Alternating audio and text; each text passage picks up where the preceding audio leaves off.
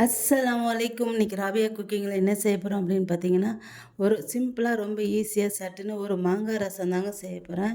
அந்த ரசம் எப்படி செய்யுது அப்படின்னு சொல்லிட்டு பார்க்கலாம்.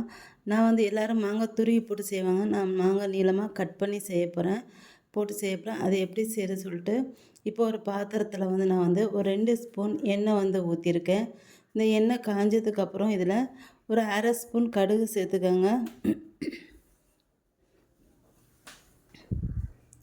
அடுத்து ஒரு 1/4 ஸ்பூன் ஜீரகம். இந்த கடுகு வந்து பொரிஞ்சதுக்கப்புறம் 1/4 ஸ்பூன் சீரகம் வந்து சேர்த்துக்கிறேன். 1/4 ஸ்பூனோட கொஞ்சம் கம்மியாகவே சேர்த்துக்கோங்க. இப்போ இது 2 பொரிஞ்சதுக்கப்புறம் இதில் கருவேப்பிலை வந்து நான் வந்து சேர்த்துக்கிறேன்.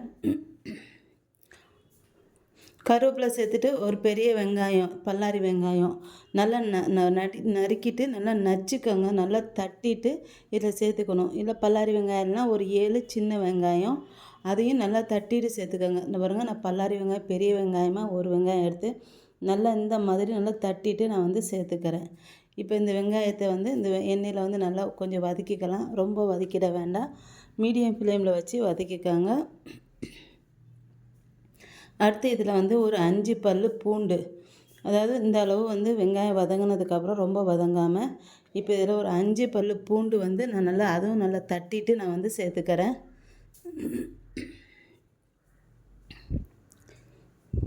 இப்போ இதையும் வெங்காயத்தோடு சேர்த்து வதக்கிக்கணும்.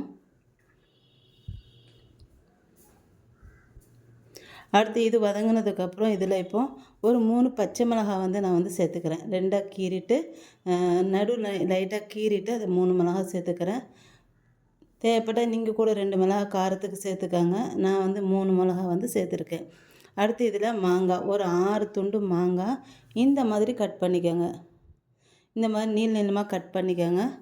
கட் பண்ணிவிட்டு இதையும் சேர்த்து வெங்காயத்தோடு பூண்டோடு சேர்த்து வதக்கிக்கணும். இப்போ இதில் தேவையான அளவு உப்பு வந்து சேர்த்துக்கலாம்.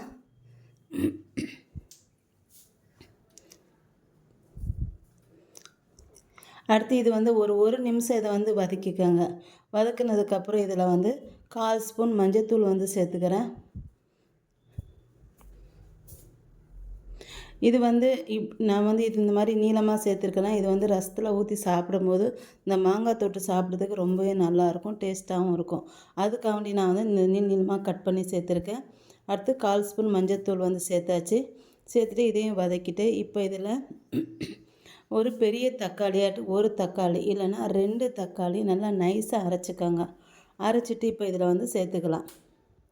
அதோடு இப்போ இது 1 கிளாஸ் தண்ணியும் சேர்த்துக்கோங்க.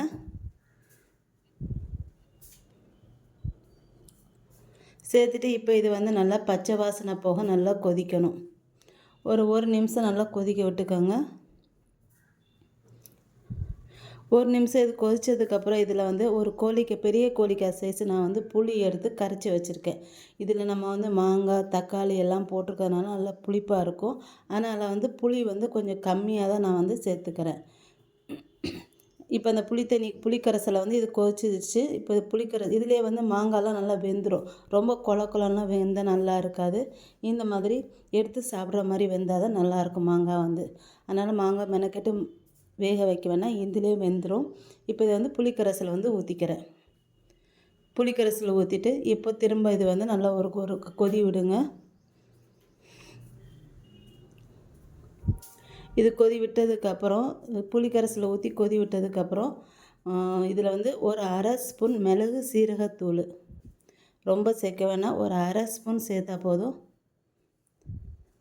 சேர்த்துட்டு கடைசியாக வந்து மல்லித்தலை தூவி இதை வந்து இறக்கிடணும்.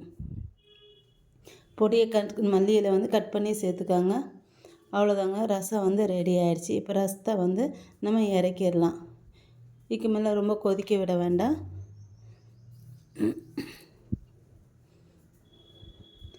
பாருங்கள் மாங்காய் எப்படி இருக்குது பாருங்கள், இதிலே நல்லா வெந்திருக்கும். குலைவாக வந்தால் நல்லா இருக்காது. அதுக்காண்டி அவ்வளோதாங்க, சிம்பிளாக மாங்காய் ரசம் வந்து ரெடி ஆகிடுச்சு. என்னோடய இந்த வீடியோ உங்களுக்கு பிடிச்சிருந்தா லைக் அண்ட் கமெண்ட் ஷேர் பண்ணிக்கோங்க. என்னோடய சேனலை மறக்காமல் சப்ஸ்கிரைப் பண்ணிக்கோங்க.